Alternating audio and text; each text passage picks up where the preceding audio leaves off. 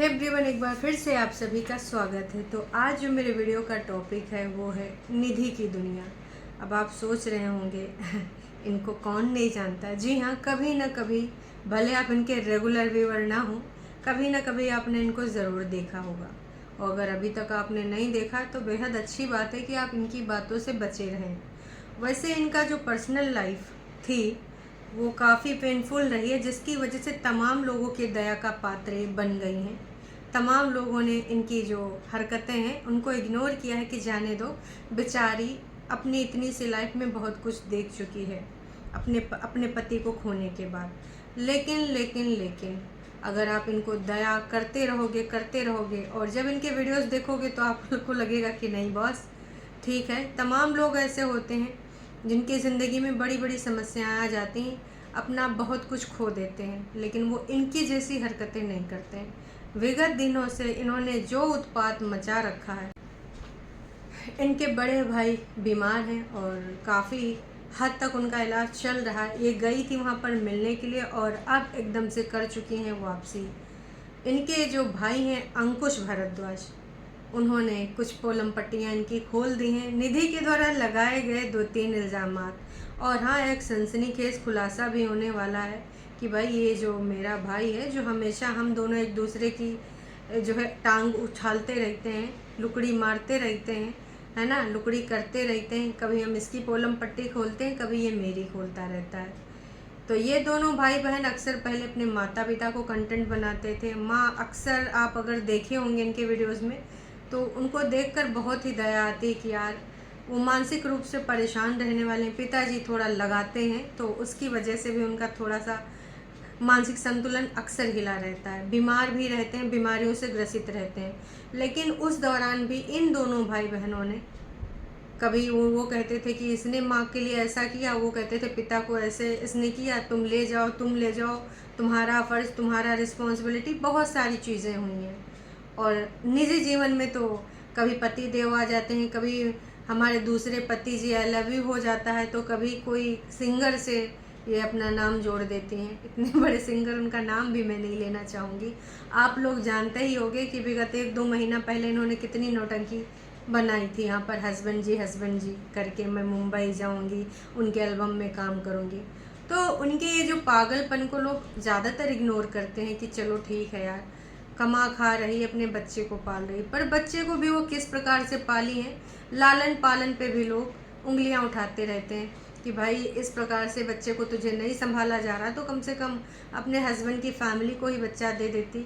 उसके खाने पीने को भी और हाइजीन को लेकर काफ़ी लोगों ने टोका है कि तुम किस प्रकार से उसको क्या खिलाती हो, बाहर की चीज़ें अक्सर ले आती हो, घर में गंदगी। ओ माय गॉड, कुछ लोग कहते हैं कि ये जानबूझ के घर में गंदगी दिखाती थी ताकि भाई वीडियोस में ये लोग इसको रेस करें और लोग सवाल उठाएं, क्योंकि इनको लाइमलाइट में रहना पसंद है।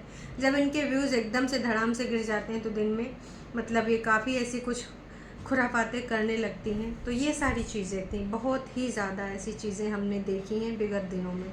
लेकिन अभी जो करंट मैटर चल रहा है, इनके बड़े भाई की जो तबीयत इतना ज़्यादा ख़राब है और उसके रिगार्डिंग ये गई थी। उधर से एकदम से ये कोई गाड़ी में बैठ जाती किसी ट्रेन में, और आते वक्त हमने बहुत सारी ऐसी चीज़ें देखी हैं जिसको देख कर भाई हमें भी डर लग रहा था कि एकदम से यार किसी भी बंदे के गोदी में अपने बच्चे को बिठाए है, वीडियो बना रही है, फिर वॉइस ओवर कर रही है इतना ओपनली। हेलो गाइस, मतलब लोग बहुत अजीब तरीके से देख रहे हैं और वो वहाँ पे शुरू है कि मैं यहाँ बैठ चुकी हूँ, अब मैं निकल चुकी हूँ। रीज़न निकलने का क्या दिया मैडम ने कि वहाँ पे मैं बिल्कुल सेफ़ नहीं हूँ, और वहाँ पे वो मेरे बेटे को भी उसने हाथ उठाया और मेरा भी आँख भी तोड़ सकता, फोड़ सकता है, मेरे जीवन को भी खतरा हो सकता है, जहाँ पर इतने सारे घर के मेंबर जो परेशान है, हैरान है। हालांकि देखो, उन्होंने भी, जो भाई हैं इनके, जिनसे इनकी कंट्रोवर्सीज चलती रहती हैं, तो समय समय पे ना इन दोनों को पहचान पाना बहुत ही मुश्किल है।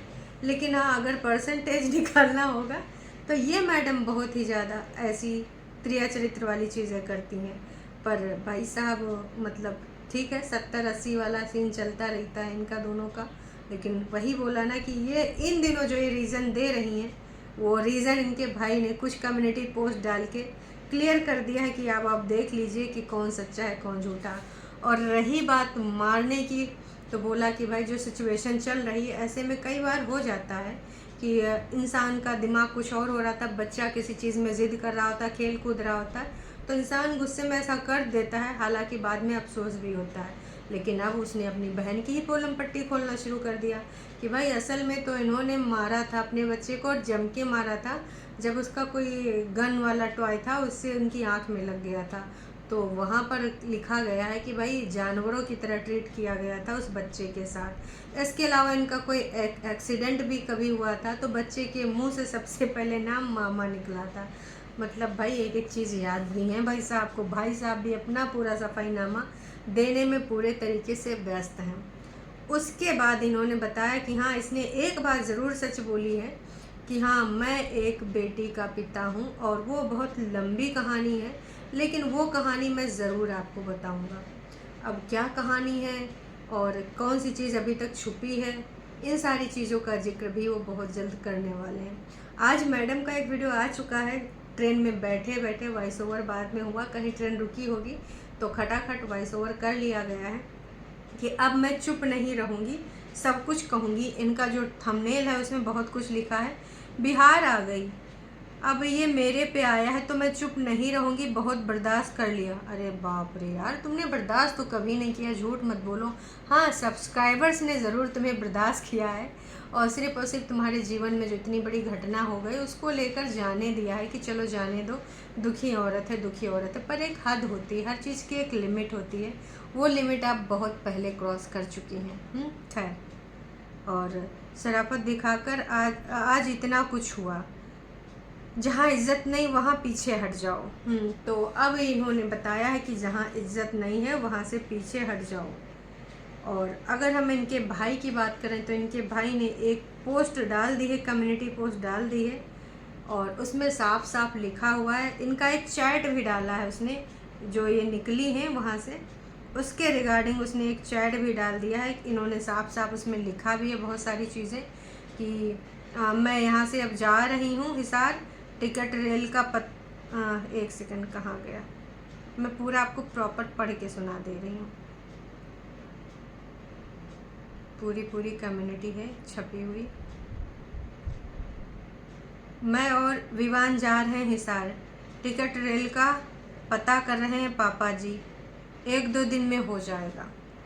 तो अब यहाँ पर देखो एकदम अलग स्पष्ट लिखा हुआ है, और यहाँ पर जो रीज़न दिया जा रहा है वो अलग दिया जा रहा है।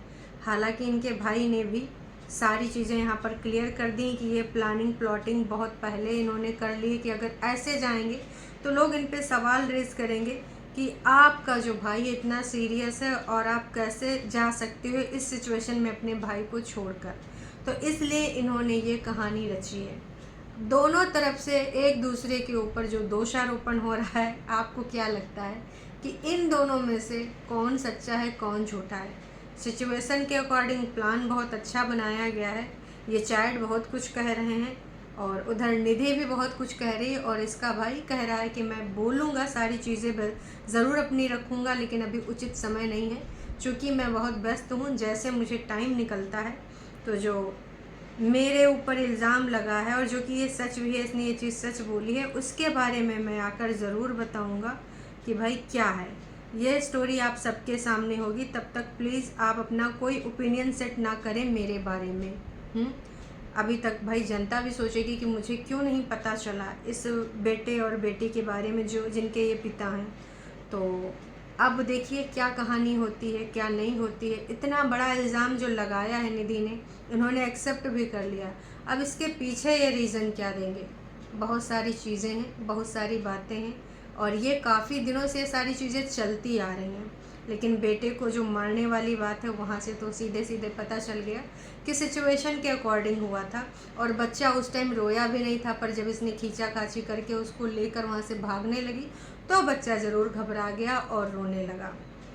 इस प्रकार की तमाम चीज़ें इससे पहले भी हुई हैं, और कभी अगर इनके साथ कुछ ऐसा हो भी जाए जिससे लोग बिलीव करना चाहें, तो यही होता है ना कि जो पहले से नाटक नौटंकी इतना ज़्यादा करके रखता है तो उस पर बिलीव कर पाना थोड़ा मुश्किल होता है।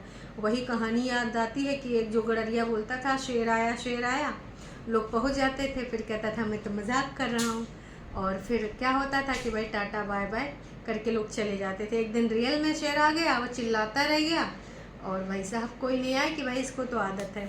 तो मैडम का इतिहास इस प्रकार का रहा है कि कोई इनकी बातों पे बिलीव नहीं कर पा रहा है। अब अगर ये सच भी बोल रही होंगी, कितने प्रतिशत इसमें सच होगा, इन पे भरोसा कर पाना बहुत ही मुश्किल है। अब इधर से कुछ और ये बोल रही हैं, उधर से प्रूफ कुछ और आ रहे हैं।